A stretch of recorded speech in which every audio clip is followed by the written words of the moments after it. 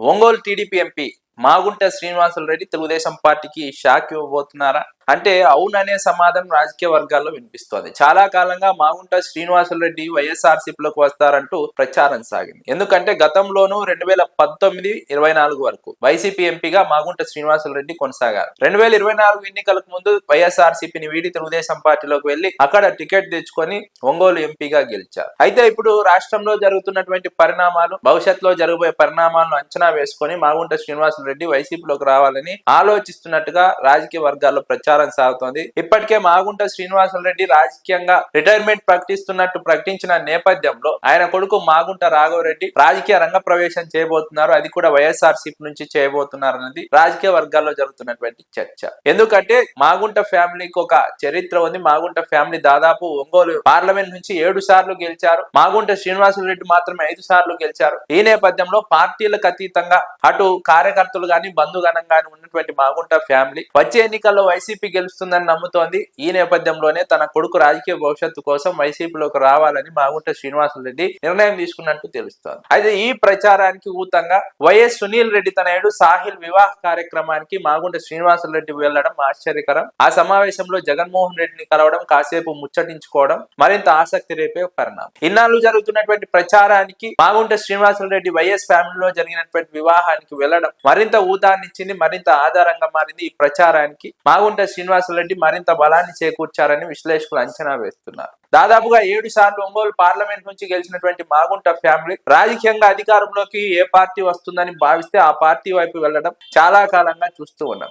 2014లో మాత్రం వైసీపీ నుంచి వైవి సుబ్బారెడ్డి ఒంగోలు ఎంపీగా పోటీ చేస్తే ఆయన గెలిచారు. ఆ సమయంలో మాగుంట శ్రీనివాసులు రెడ్డి ఓడిపోయారు. ఆ తర్వాత వైసీపీలోకి వచ్చి 2019లో పోటీ చేసి గెలిచారు. మళ్ళీ 2024లో టీడీపీలోకి వెళ్లి అక్కడ పోటీ చేసి గెలిచారు. ఇలా రాష్ట్రంలో ఏ పార్టీ అధికారంలో రావడానికి అవకాశం ఉంటే ఆ పార్టీ నుంచి పోటీ చేయడం మాగుంట ఫ్యామిలీకి చాలా కాలంగా కలిసి వస్తున్నటువంటి అంశం. అయితే ఎన్నిసార్లు పార్టీ మారినా సరే మాగుంట శ్రీనివాసులు రెడ్డికి ఓటమి దరి చేరకపోవడానికి ప్రధాన కారణం పార్టీలకు అతీతంగా ఆయన వ్యవహరించడం, పార్టీలకు అతీతంగా ప్రజలను దగ్గరకు తీసుకోవడం, పార్టీలకు అతీతంగా ప్రజలకు మంచి చేయడం. ఈ లక్షణాల కారణంగానే మాగుంట ఫ్యామిలీ ఎటువైపు ఉన్నా సరే పార్టీని చూడకుండా ప్రజలు అక్కడ ఓటు వేస్తున్నారన్నది రాజకీయ విశ్లేషకుల అంచనా. కాబట్టి భవిష్యత్తులో వైసీపీ అధికారంలోకి రావడానికి అవకాశం ఉంది. ఇప్పుడు ఉన్నటువంటి తెలుగుదేశం కూటమి ప్రభుత్వానికి అవకాశం లేదని మాగుంట ఫ్యామిలీ అంచనా వేసింది. అందుకే మాగుంట రాఘవరెడ్డిని వైసీపీ ఎంపీ గాని లేదా ఎమ్మెల్యే గాని పోటీ చేయించే ఆలోచనలో ఉన్నట్టు మాగుంట శ్రీనివాసులు రెడ్డి వర్గీయుల నుంచి సమాచారం అందుతోంది. ఈ నేపథ్యంలోనే మాగుంట శ్రీనివాసులు రెడ్డి సాహిల్ వివాహానికి వెళ్ళినట్టు రాజకీయ వర్గాల్లో ప్రచారం సాగుతోంది. జగన్మోహన్ రెడ్డితో కలిసినట్టు, జగన్మోహన్ రెడ్డితో కీలక అంశాలపై చర్చించినట్టుగా ప్రచారం ఉంది. అయితే ఈ ప్రచారం వాస్తవమా కాదా అని తెలియాలంటే మరికొంతకాలం ఆగాలి. మాగుంట శ్రీనివాసులు రెడ్డి మాత్రం రాజకీయంగా రిటైర్మెంట్ ప్రకటిస్తున్నామని చెప్పినప్పటికీ ఆయన కుమారుడు ఎన్నికలకు ముందు వైసీపీలోకి రావడానికి